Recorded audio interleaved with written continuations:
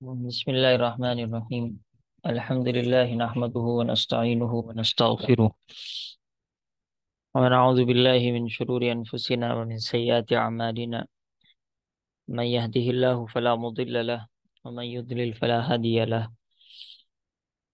ونشهد أن لا إله إلا الله وحده لا شريك له، ونشهد أن سيدنا ومولانا محمدا عبده ورسوله، وصلى الله تعالى عليه وعلى آله وأصحابه وبارك وسلم تسليما. أما بعد، یہ رسول اللہ صلی اللہ تعالیٰ علیہ وسلم کا کیا کہتے ہیں حلیہ مبارک بیان کیا جا رہا ہے۔ دوسری حدیث ہے کہ امام ترمذی ہی نے شمائل میں، شمائل کتاب کا نام ہے، کل اس کا ذکر آیا تھا، حضرت ابو طفیل سے نقل کیا ہے کہ حضرت صلی اللہ تعالیٰ علیہ وسلم حسن حسن ملیح کے حامل تھے۔ حسن کے معنی خوبصورتی اور ملیح کے معنی نمکینی پن۔ دو طرح کا ٹیسٹ ہوتا ہے، ایک خوب مٹھاس ہوتا ہے اور ایک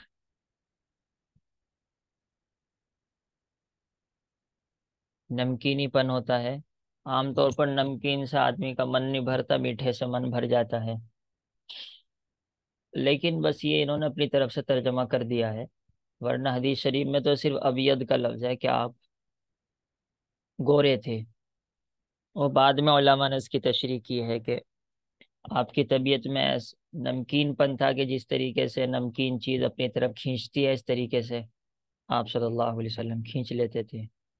جس مبارک میانہ تھا، نہ بہت طویل یعنی لمبے، نہ بہت چھوٹے، نہ بہت موٹے، نہ لاغر یعنی کمزور۔ یہ آ چکا ہے، کیونکہ صحابی بیان کرنے والے الگ الگ ہیں، تو ہر ایک نے اپنے اپنے بارے میں انہوں نے بیان کیا ہے، اس وجہ سے ایک ہی بات آتی رہے گی۔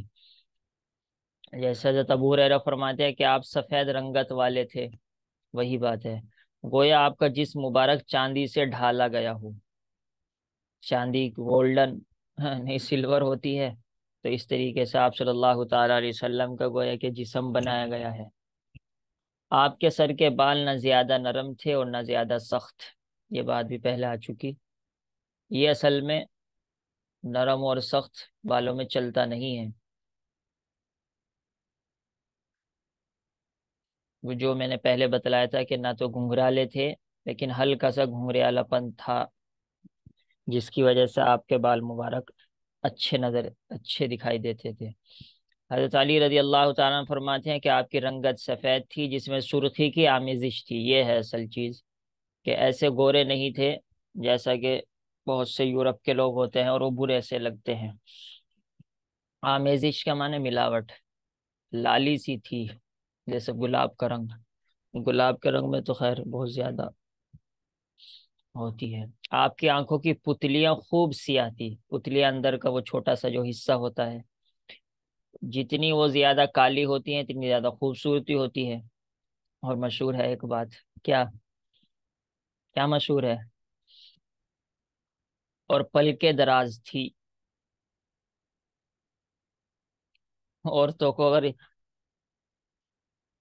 ہاتھوں میں آ جائے تو بس سب یہی کر لیں، پتلیاں کالی کر لیں، پلکیں دراز کر لیں، اور عورتوں کا بس نہ چلے بلکہ معلوم نہیں کیا کیا کر لیں۔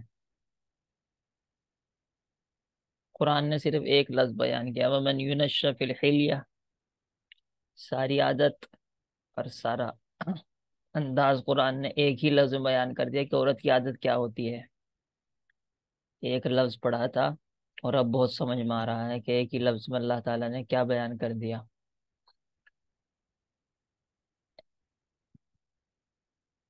چلو یاد دلانا کبھی اس لفظ کو بھی وضاحت کی جائے گی عورتوں کو، تاکہ فائدہ ہو جائے۔ حضرت صلی اللہ تعالیٰ علیہ وسلم لوگوں میں حسن ظاہری اور حسن باطنی میں بے مثال تھے۔ ظاہری تو دیکھنے میں جو خوبصورتی ہوتی ہے، اور باطنی اخلاق کے اعتبار سے بے مثال تھے۔ آپ کا قد درمیانہ، مائل بدرازی، مائل بدرازی یعنی لمبائی کی طرف مائل تھے، دونوں کندھوں کے درمیان فاصلہ تھا، آ چکا۔ آپ کے دونوں رخسان نرم اور پرگوشت تھے، یعنی یہ نہیں کہ ہڈیاں نظر آ رہی ہوں۔ آنکھیں سرمئی، سرمئی کا مطلب یہ ہے کہ یعنی بغیر سرما لگائے ہوئے بھی ایسا محسوس ہوتا تھا جیسے کہ آپ نے سرما مبارک لگا رکھا ہو، اگرچہ آپ سرما مبارک استعمال فرماتے تھے۔ پلکیں دراز لمبی تھی، جب پاؤں زمین پر رکھتے تو تلووں سمیت پورا زمین پر رکھتے، یعنی اوپر اوپر کا پاؤں رکھا اور اوپر اٹھا لیا۔ جب آپ چادر مبارک کندھے سے ہٹاتے تو یوں نظر آتا جیسے گویا آپ صلی اللہ تعالی علیہ وسلم کا جسم سفید چاندی سے ڈھالا گیا ہو۔ یہ اصل میں ہوتا یہ ہے کہ اگر آدمی چاندی سے کوئی چیز بنائے گا تو وہ اپنے حساب سے اس کو ڈیزائن کرے گا اور پولش کرے گا، ڈیزائن کرے گا، چمکائے گا۔ تو اس وجہ سے کئی حدیثوں میں یہ بات آ چکی کہ چاندی کے تھا، ورنہ چاندی کی کیا حیثیت، آپ صلی اللہ تعالی علیہ وسلم کے رنگ مبارک اور جسم مبارک کے۔ لیکن یہ خوبصورتی بتلانے کے لیے اصل میں بات یہ ہے کہ الفاظ چھوٹے پڑ جاتے ہیں۔ اس طریقے سے اللہ تعالیٰ کی تعریف کے لیے الفاظ بالکل مجبور ہو جاتے ہیں، اس طریقے سے آپ صلی اللہ تعالیٰ علیہ وسلم کی تعریف کے لیے بھی الفاظ چھوٹے پڑ جاتے ہیں۔ تو جب ہنستے تو دانتوں کی روشنی ظاہر ہوتی، بس یہ تو جنہوں نے دیکھ لیا انہی کو پتہ تھا صحابہ کو کہ آپ صلی اللہ تعالی علیہ وسلم کیسے تھے۔ اور کاش ہم ناپاک لوگوں کو بھی اگر اللہ تعالی جنت میں زیارت فرما دے تو پھر ہی پتہ لگے گا کہ آپ صلی اللہ تعالی علیہ وسلم کیسے تھے، ورنہ کیا الفاظ سے پتہ لگے گا۔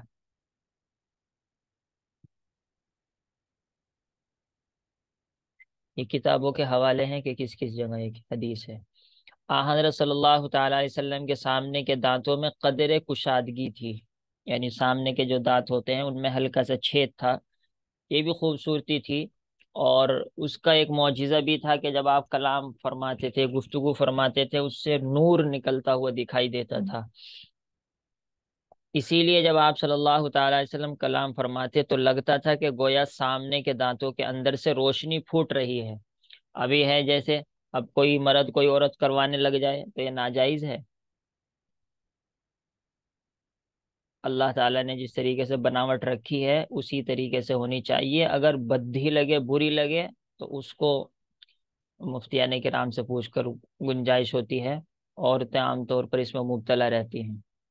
یہ ٹھان رکھا ہے کہ بس ہمیں خوبصورت لگنا ہے، کتنی کالی کلوٹی ہو اور کیسی بھی ہو، بس یہی ذہن سے نکال دو، بات ہی ختم ہو جائے گی عورتیں اگر نکال دیں۔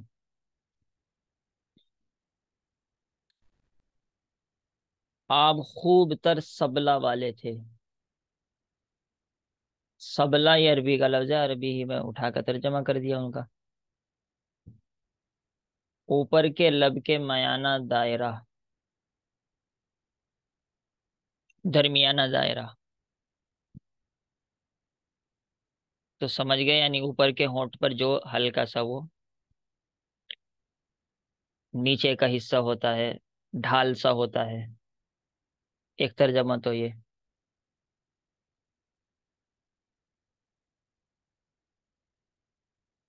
اور دوسرا ترجمہ جو زیادہ مشہور ہے وہ یہ ہے داڑھی کا اگلا حصہ۔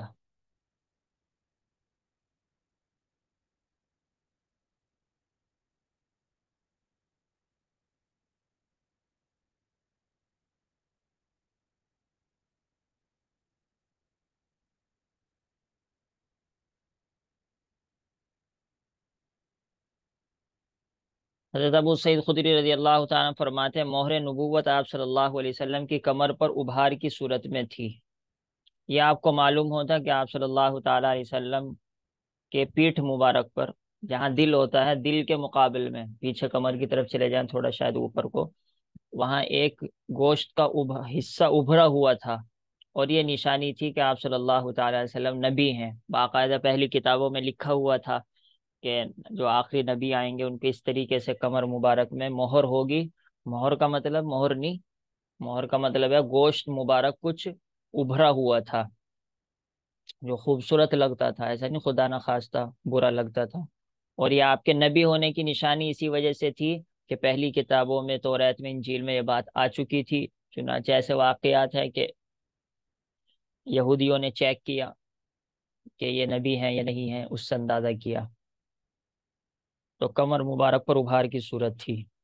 مہر نبوت سرخ گدے کی شکل میں کبوتری کے انڈے کی طرح تھی، یعنی اس کا سائز بتلایا جا رہا ہے جیسے کبوتر کا انڈا ہوتا ہے اتنے سائز کی تھی۔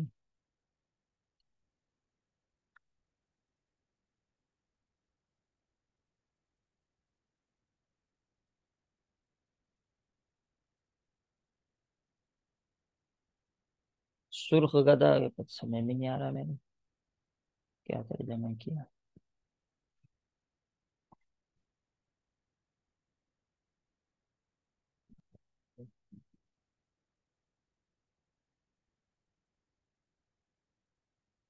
ایک منٹ۔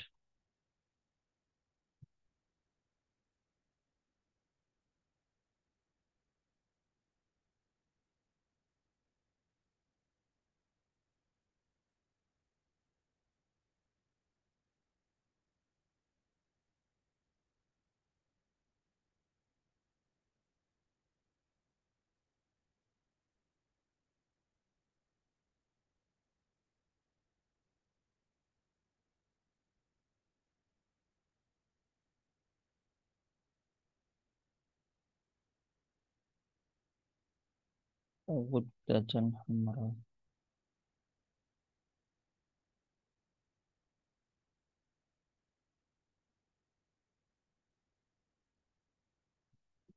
جلدی میں مل بھی نہیں رہا ہے کچھ۔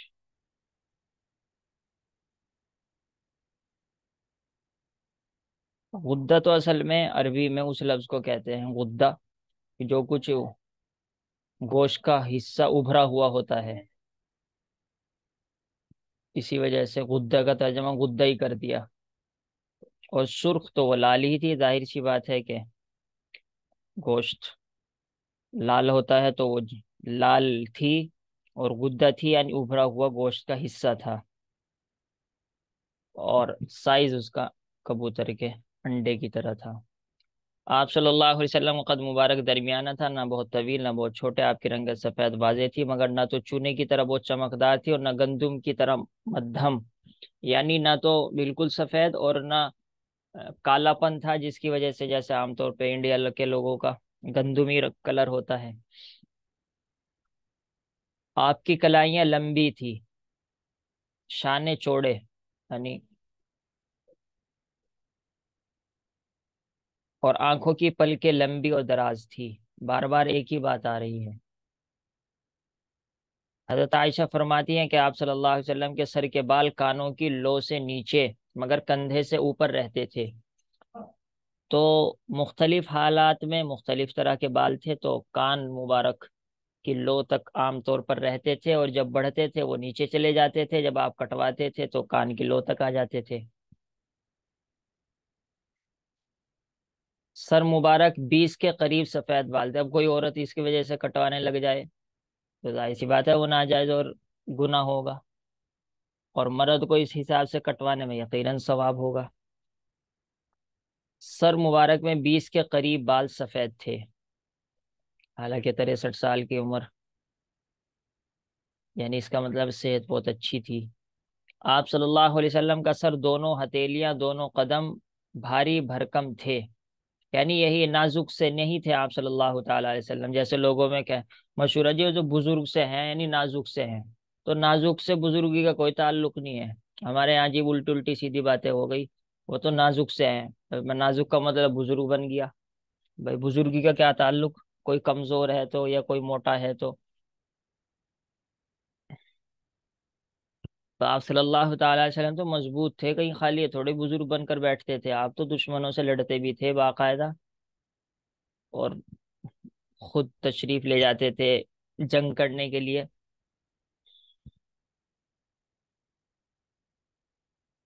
حضرت جابر بن سمورہ فرماتے ہیں کہ حضرت صلی اللہ تعالی وسلم کا دہن یعنی منہ مبارک کشادہ تھا، کھلا ہوا تھا، چھوٹا سا منہ نہیں تھا، اور آنکھوں کی سفیدی میں قدر سرخی مائل سرخی تھی، یعنی جسے کہتے ہیں لال ڈورے تھے۔ آنکھوں کے دو حصے ہوتے ہیں، جو کالا تھا وہ تو بالکل کالا تھا، اور جو سفید تھے اس میں کچھ لالی تھی۔ اب سفید میں لال ڈورے یقیناً خوبصورت دکھائی دیں گے۔ حضرت علی رضی اللہ تعالیٰ عنہ فرمایا کرتے تھے کہ آپ کا سر مبارک بڑا اور داڑھی گھنی تھی۔ تو بڑا کا مطلب وہی ہے کہ عرب کے حساب سے چھوٹا نہیں تھا، بڑا تھا۔ نعوذ باللہ، ہمارے بہت سو کے سر ایسے ہوتے ہیں جو برے لگتے ہیں، ایسا ہو ہی نہیں سکتا۔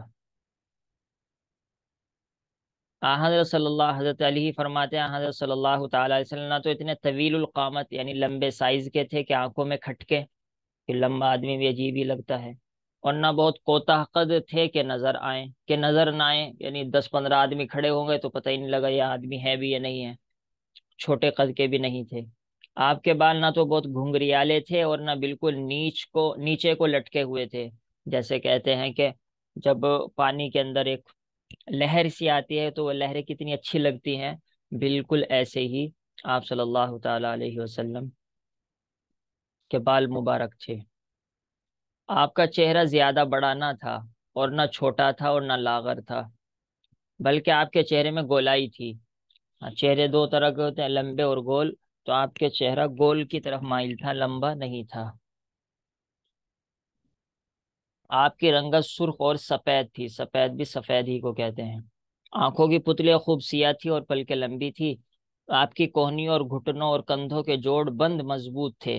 یہ بات پہلے بھی آ چکی ہے، یعنی جوڑ کے جو حصے تھے وہ مضبوط تھے، جو آدمی کے طاقتور ہونے کی نشانی ہوتی ہے۔ جب آپ چلتے تو پورا قدم اٹھا کر چلتے، گویا کہ آپ بلندی سے نیچے اتر رہے ہیں۔ جب کسی کی طرف متوجہ ہوتے تو یک بار پورے چہرے کے ساتھ متوجہ ہوتے۔ یہ بات آ چکی ہے، یعنی صرف بڑے لوگوں کی طرح آنکھوں سے نہیں دیکھتے تھے، اگر کوئی آواز دیتا تو چہرہ اور سینہ مبارک گھما دیا کرتے تھے۔ آپ صلی اللہ علیہ وسلم کے دونوں کندھوں کے درمیان مہر نبوت تھی، اس لیے کہ آپ ہی خاتم النبیین تھے اور آپ پر ہی نبوت ختم ہوئی ہے، یعنی یہ وہ نشانی تھی آخری نبی ہونے کی، کیونکہ پہلے ہی اللہ تعالیٰ نے بیان کر دی تھی توریت اور انجیل میں، اس وجہ سے اس نشانی کا یقیناً اعتبار بھی کیا جائے گا۔ سینے کی وسعت کے لحاظ سے لوگوں میں سب سے زیادہ سخی اور زبان کے یعنی یہ سینے سے مراد وہ سینہ نہیں، بلکہ کہتے ہیں جو کشادہ خرچ کرنے والا ہوتا ہے، کہ اس کا سینہ اور اس کا دل تو خوب کھلا ہوا ہے، تو مطلب ہے کہ آپ صلی اللہ علیہ وسلم بہت خرچ کرتے تھے، ہماری طرح کنجوس نہیں تھے۔ اور زبان کے لحاظ سے لوگوں میں سب سے زیادہ سچے تھے، یعنی گویا کہ اشاروں میں بھی نعوذ باللہ جھوٹ نہیں بولتے تھے۔ اور طبیعت میں سب سے زیادہ نرم خو تھے، مزاج نرم تھا گرم کے مقابلے میں۔ اپنے قبیلے یا رہن سہن میں سب سے زیادہ معزز اور محترم تھے، تو یقیناً قابل عزت ہوں گے۔ جو آپ کو اچانک دیکھتا تو آپ سے مرعوب ہو جاتا، مرعوب کے معنی وہ ایک دم حیبت سی طاری ہو جاتی ہے، یہ آپ صلی اللہ تعالی علیہ وسلم کا رعب جسے کہتے ہیں، رعب پڑتا تھا، کہ کوئی دیکھتا ایک دم رعب کھا جاتا تھا۔ اب تم میں سے کوئی یا میرے ہم ایسی شکل بنا کے بیٹھ جائے کہ ایک دم کوئی مجھے دیکھ کے رعب کھا لے، اور آپ صلی اللہ علیہ وسلم کی سنت پر عمل ہو جائے، بھائی یہ سنت نہیں ہے، یہ تمہارا دھوکہ ہے، میرا دھوکہ ہے، اصل میں تکبر ہوگا۔ اگر کوئی چکر میں بیٹھا ہے نا کہ مجھے دیکھ کے رعب کھا جائے، تو یہ تکبر ہے۔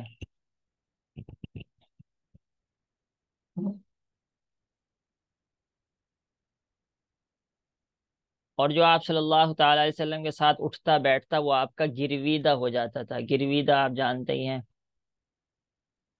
عاشق ہو جاتا تھا، چنانچہ صحابہ آپ کے لیے جان نچھاور کر دیتے تھے۔ بلکہ یہ تو اللہ کے رسول کی عجیب شان ہے کہ آج ہم کتابوں میں پڑھتے ہیں، ہم نے دیکھا نہیں، ہم جان دینے کے لیے تیار ہیں۔ ہاں بس یہ ہے اصل آپ کی صفت بیان کرنے والا، کہتا تھا میں نے آپ جیسا نہ تو آپ سے پہلے کوئی دیکھا ہے اور نہ آپ کے بعد کوئی دیکھا ہے، بات ہی ختم۔ یعنی تمام تر خوبیاں جب آپ صلی اللہ تعالی علیہ وسلم میں جمع تھیں، تو اب کیا بیان کریں، کہاں تک بیان کریں، الفاظ ختم، بس گویا کہ دیکھنے کے بعد ہی پتہ لگے گا۔ خواب مبارک میں جس کو نظر آتا ہے، یقین بڑی سعادت کی بات ہے لیکن یہ ہے کہ آپ صلی اللہ تعالی علیہ وسلم اپنی اصلی شکل میں دکھائی دیں تب، عام طور پر اصلی شکل میں کم لوگوں کو دکھائی دیتے ہیں۔ حضرت صلی اللہ تعالی علیہ وسلم کی پشت میں ایک ابھار تھا، بظاہر یہ ابھار وہی ہوگا، ختم نبوت، واللہ تعالی اعلم۔ عبداللہ ابن عمر فرماتے ہیں کہ آپ صلی اللہ تعالی وسلم کی مہر نبوت ابھرے ہوئی تھی، اور اس پر تلوں کے شکل میں، یعنی چھوٹے چھوٹے کچھ تل سے دکھائی دیتے تھے، کیونکہ آپ کی خاص شکل تھی، اس وجہ سے اس کو اچھی طریقے سے بیان کیا گیا ہے۔ آپ صلی اللہ علیہ وسلم حضرت جابر فرماتے ہیں، جابر بن سمورہ، کہ آپ کی دونوں پنڈلیاں باریک تھی، یعنی موٹے آدمی کی طرح نہیں تھی۔ حضرت انس بن مالک فرماتے ہیں کہ آپ کو پسینہ بہت آتا تھا۔ اب کوئی یہ طریقہ اختیار کرنے لگ جائے مجھے پسینہ زیادہ آئے تو یہ پاگل پن کی بات ہوگی۔ جو اللہ تعالیٰ نے جس کا جیسا نظام رکھا ہے بس ٹھیک ہے۔ آپ کی داڑھی مبارک گھنی تھی، آپ کا اور جن کے داڑھی نہیں ہے وہ کس طریقے سے گھنی کریں گے؟ گھنی کرنا اور ہلکی کرنا تو آدمی کے ہاتھوں میں نہیں ہے، لیکن داڑھی رکھنا تو اپنے ہاتھوں میں ہے۔ آپ کا چہرہ مبارک سورج اور چاند کی طرح چمکتا تھا اور گول تھا۔ سورج اور چاند کی کیا حیثیت، وہ لیکن سورج اور چاند سے زیادہ کوئی چمکتی ہوئی چیز نہیں ہے دنیا میں، اس وجہ سے مجبوراً سورج اور چاند کا حوالہ دینا پڑتا ہے۔ ابھی یہ جو اتنے سارے پیج ہیں، اب یہ جو چھوڑ رہا ہوں میں، یہ سب حاشیہ ہے، یعنی یہ حدیث کہاں ہے، کون سی کتاب میں ہے، کس صفحے پر ہے، کس راوی نے نقل کی ہے، کوئی راوی آیا تو اس راوی کے بارے میں حالات، تو اس کا اصل کتاب سے کوئی تعلق نہیں ہے، اسی وجہ سے ہم چھوڑ بھی رہے ہیں۔ آپ پڑھیں تاکہ آپ کو فائدہ ہو۔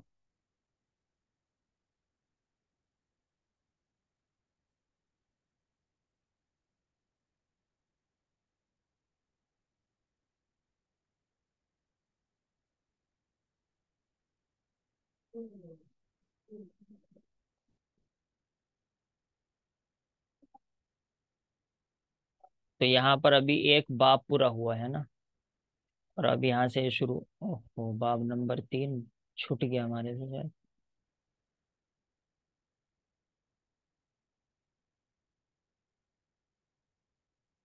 ہاں یہ بس ایک ہی حدیث شریف ہے اس میں، در عقل نبوی صلی اللہ علیہ وسلم، یعنی آپ صلی اللہ تعالی علیہ وسلم کتنے مائنڈڈ تھے۔ یہ تو غیر مسلم بھی لکھنے میں مجبور ہو گئے کہ آپ صلی اللہ تعالی علیہ وسلم سے زیادہ عقل والا کوئی ہو ہی نہیں سکتا۔ یہ پہلے بھی آپ کو بتلایا تھا، اور آپ کو معلوم ہوگا کہ کسی یہودی نے، نہیں عیسائی نے کتاب لکھی تھی، دا 100 آف دا ورلڈ، دنیا کے 100 بڑے آدمی، اور اس میں مجبور ہوا آپ صلی اللہ تعالی علیہ وسلم کو پہلے نمبر پر رکھنے پر، حالانکہ حضرت عیسیٰ ان کے نبی ہیں، حضرت عیسیٰ کو دوسرے نمبر پر رکھا۔ اور یہ کہا، ایک لڑکے نے مجھے بتلایا تھا کہ اس نے ریسرچ کی ہے تقریباً 4 سال تک، یہ 4 سال سے بھی زیادہ، کہ آپ صلی اللہ علیہ وسلم کو پہلے نمبر پر رکھوں یا حضرت عیسیٰ کو پہلے نمبر پر رکھوں، تو 4 سال یا 9 سال کی ریسرچ کے بعد پھر مجبور ہوا کہ نہیں، محمد صلی اللہ علیہ وسلم ہی کو پہلے نمبر پر رکھنا پڑے گا۔ یہ سب اس وجہ سے ہے تاکہ ہمارے دلوں میں آپ صلی اللہ علیہ وسلم کی عظمت بیٹھ جائے، یہی ایک بڑا ثواب ہے۔ اور دوسری بات یہ کہ عظمت بیٹھنے کے بعد پھر ان کے پیچھے پیچھے چلے، کیونکہ فطرت ہے، اب آپ کسی کی دینداری سن لے اس کے پیچھے پڑ جاتے ہیں، کوئی کسی کے بارے میں سن لے کہ وہ مائنڈڈ ہے، اس سے آدمی سوچتا ہے ملیں گے، خوبصورت ہے تو ملیں گے۔ تو آپ صلی اللہ تعالی علیہ وسلم کے اندر دماغ بھی، خوبصورتی بھی، عظمت بھی، عادات بھی، اخلاق بھی، سب اعلیٰ ہی اعلیٰ، تو یقیناً آپ سے ملنے کا شوق بھی اعلیٰ ہونا چاہیے، اور آپ صلی اللہ تعالی علیہ وسلم کے پیچھے چلنے، تو یہی اصل سیرت کا مقصد ہے۔ اور اسی وجہ سے بچپن ہی میں بچوں کو پڑھا دینی چاہیے سیرت، تاکہ بچپن ہی سے آپ صلی اللہ علیہ وسلم کی محبت ان کے دلوں میں بیٹھ جائے۔ ہمیں چل نہیں رہا ہے۔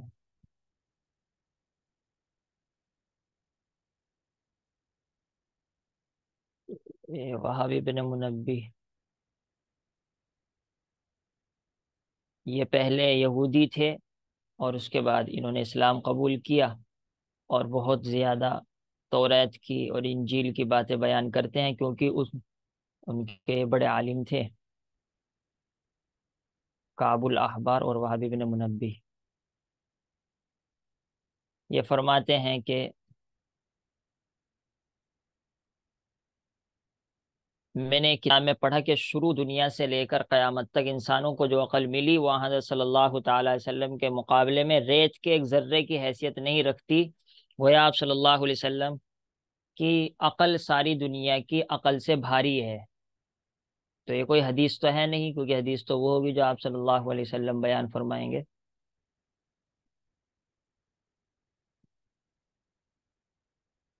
لیکن یہ یقیناً یہ بالکل حقیقت ہے۔ تو اس سے ایک اہم بات معلوم ہوتی ہے، جو شریعت اور سنت کے مقابلے میں اپنی عقل چلاتے ہیں، مثال کے طور پر کھانے کے بعد انگلیاں چاٹنا سنت ہے، تو کوئی دماغ دار سائنسدان کہ نہیں بھائی کچھ اور عقل والی بات ہے، تو اس کی عقل کی کوئی حیثیت نہیں ہمارے نزدیک۔ اب آپ صلی اللہ تعالی علیہ وسلم نے عورتوں کو پردے کے لیے کہا اور مرد کو داڑھی رکھنے کے لیے کہا، کوئی عقل چلائے گا کہ نہیں نہیں اس میں خوبصورتی نہیں ہے؟ تو اپنی عقل اپنے پاس رکھو۔ تو یہ اصل اس سے سبق حاصل کرنا ہے۔ اب اصل شروع ہوا ہے اخلاق اور سیرت، یعنی آپ صلی اللہ تعالی علیہ وسلم کے عادات اور اخلاق کیسے تھے، اور اصل ہمیں ایسا ہی بننا ہے۔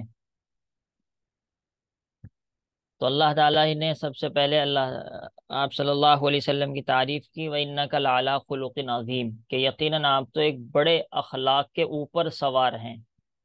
یعنی گویا کہ اخلاق ایک تو بڑے ہیں، اور بڑے ہونے کے ساتھ ساتھ آپ بالکل ان کے اوپر اچھی طریقے سے قابو رکھتے ہیں اور ان کے مطابق زندگی گزارتے ہیں۔ ہماری طرح نہیں کہ جب اپنوں سے ملتے ہیں تو اچھی طریقے سے مل لیتے ہیں، جب کسی اور سے ملتے ہیں تو بالکل بد اخلاق بن جائیں، اور جب غصہ آئے تو الٹا سیدھا بول دیں۔ ایسا نہ،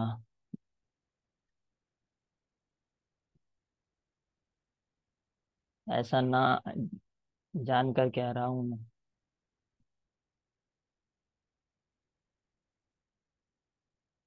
آپ تمام لوگوں میں سب سے اچھے اخلاق والے تھے۔ آپ کا اخلاق قرآن مجید تھا۔ آپ کا اخلاق قرآن مجید تھا، کیا مطلب اس کا؟ حضرت عائشہ رضی اللہ تعالی عنہ فرماتی ہیں، جیسے مثال کے طور پر آپ نے وہ پڑھی تھی 18ویں پارے کی شروع کی 10 آیتیں، تو اس میں فرمایا کہ ایمان والا اپنی نماز میں خشوع کرتا ہے، بیکار باتوں سے بچتا ہے۔ تو جو اللہ تعالیٰ نے اچھی اچھی صفات، عادات، اخلاق بیان کیے ہیں، وہ سب اللہ کے رسول صلی اللہ علیہ وسلم کے اندر موجود تھے۔ یہ مطلب ہے کہ آپ کا اخلاق قرآن مجید تھا۔ تو اسی وجہ سے قرآن مجید کو پڑھنا بھی اس اعتبار سے ضروری ہوگا، ورنہ تو آپ کے اخلاق آ ہی نہیں سکتے۔ اللہ تعالیٰ نے قرآن میں یہ نہیں بیان کیا کہ آپ صلی اللہ تعالیٰ علیہ وسلم ایسے ہیں ایسے ہیں ایسے ہیں، بہت کم آیتوں میں یہ بات بیان کی ہے۔ لیکن جہاں اللہ تعالیٰ نے بیان فرمایا کہ ایسا ہونا چاہیے ایمان والے کو، تو آپ صلی اللہ علیہ وسلم اس پر عمل کرتے تھے، لہذا وہی آپ کا اخلاق اور عادت بن جاتی تھی۔ آپ اللہ کی رضا پر راضی اور اللہ کی ناراضگی پر ناراض ہوتے تھے، یعنی جو شریعت کے حساب سے صحیح ہے اس پر خوش ہوتے تھے، اور جب شریعت کے خلاف کام کرو گے تو آپ ناراض ہوتے تھے۔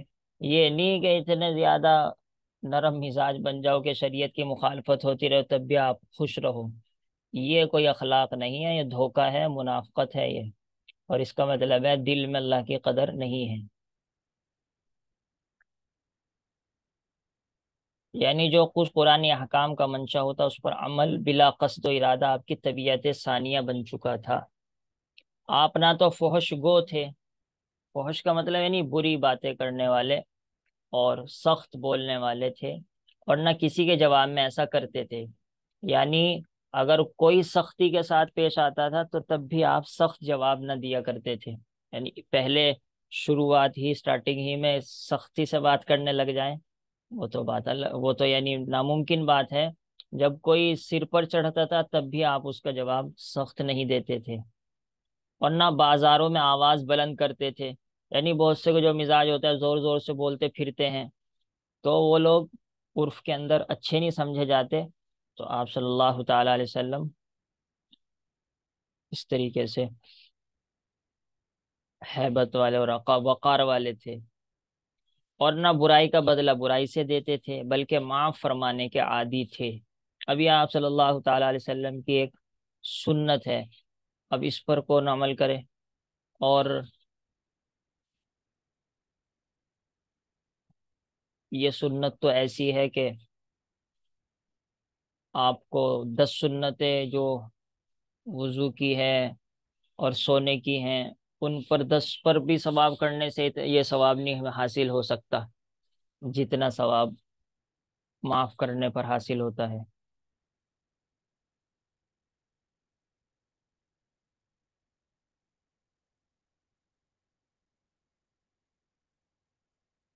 हज़रत आयशा फरमाती हैं कि हज़रत सल्लल्लाहु ताला अलैहि वसल्लम को दो बातों में से किसी एक का इख्तियार दिया गया, तो आप सल्लल्लाहु ताला अलैहि वसल्लम ने उनमें से आसान तर को पसंद फरमाया। ये बात पहले आ चुकी है, आपने रियाजुस सालिहीन में पढ़ लिया है कि अल्लाह ताला अगर ये कहते कि ये दोनों काम आप कर सकते हैं, तो जो आसान होता था वो इस वजह से करते थे कि ताकि उम्मत के लिए आसानियां पैदा हो जाएं, और इस वजह से करते थे ताकि एक अपनी आजिज़ी जाहिर हो कि अल्लाह ताला हम तो बस कमज़ोर से इंसान है, ये आसान सा काम कर लेते हैं, अल्लाह इसी पर सवाब अता फरमा दीजिए। लेकिन इसका मतलब बहुत सारे गलत समझते हैं। जैसे मिसाल के तौर पर कहीं पढ़ाई के हिसाब से कुछ सख्ती की जाए तो कहेंगे जो देखो आसान तो है नहीं है। तो ये गलत मतलब समझते हैं लोग। माँ सिवा इसके के वो गुनाह हो, यानी अगर गुनाह हो और अल्लाह ताला की नाफरमानी हो, फिर तो सवाल ही पैदा नहीं होता आप उसको इख्तियार करें। और इसका मकसद उम्मत पर शफकत और रहमत था, वरना ऐसा नहीं कि आप सल्लल्लाहु ताला अलैहि वसल्लम ढीले थे और अच्छी हल्की हल्की बातों को पसंद फरमाने वाले थे ताकि ज्यादा कुछ करना ना पड़े, नाउजुबिल्ला। ऐसा हो ही नहीं सकता। इसी तरह हज़रत सल्लल्लाहु ताला अलैहि वसल्लम ने अपनी ज़ात के लिए कभी किसी से इंतकाम यानी बदला नहीं लिया। ये अजीब बात है कि हमारे सब बदले अपनी ज़ात की वजह से होते हैं, और आप सल्लल्लाहु ताला अलैहि वसल्लम को जितने भी बदले थे वो सब अल्लाह के लिए, अपनी ज़ात के लिए कभी बदला नहीं लिया। और हमारा हाल यह है कि भी अल्लाह के लिए हमने कुछ नहीं बदला लिया और अपने ही लिए बदला लिया है। माँ सिवा इसके कि वो खुदा ताला की हुर्मत का मसाला होता। माँ सिवा का मतलब यानी इसके अलावा, यानी अगर अल्लाह ताला का हुक्म टूटता तो फिर तो यकीनन आप बदला लेते। जब चोर ने चोरी की और वहां वहां पर रहम नहीं खाया जाएगा कि भाई इसका हाथ ना काटो, क्योंकि वो अल्लाह का हुक्म है। अगर वहां पर रहम खा जाएगा वो हराम होगा, यानी अगर उससे हाथ काटने से रुक जाए। चलिए टाइम पूरा हो गया है। असल यही अखलाक हैं जो हमें इख्तियार करते हैं। सुभान अल्लाह व बिहम्दिही, सुभान अल्लाह।